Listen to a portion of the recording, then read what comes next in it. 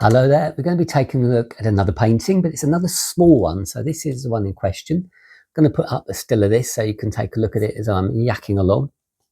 Now, this particular painting has got elements of amalgamation in it. So I will point it out to you here so you can have a look. So this part here, this red and white part here, is the amalgamation part of the painting.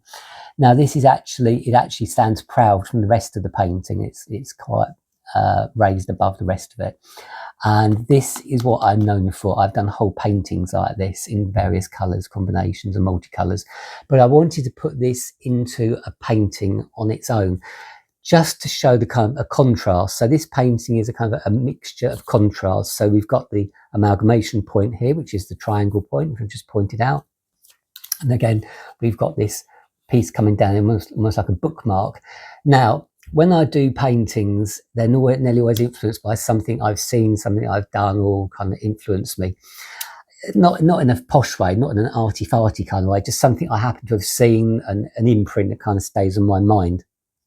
When I did this one back in 2023, I actually did it whilst we were watching a TV series. In the UK, it's called The Sewing Bee, and they usually have, I think it's 10 contestants, something like that. Each week they're given things to sew.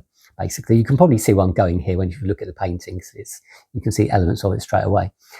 And I did this painting, not intentionally, but it kind of evolved from that in a way, and that I wanted to create something that was like an overlapping kind of effect, almost like materials and things that have been stitched together.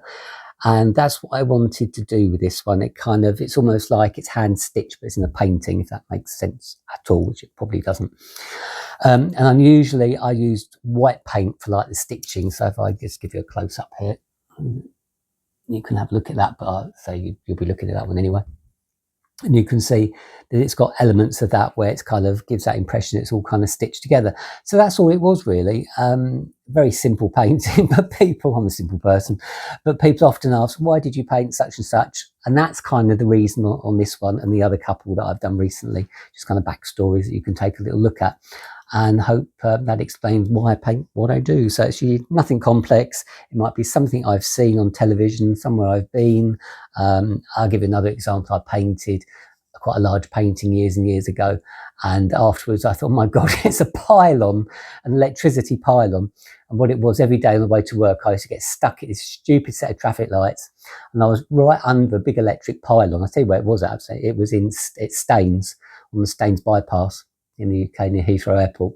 I used to get stuck there every day on the way to work, staring at this blimmin' pylon for like 5 minutes each day in the rush hour.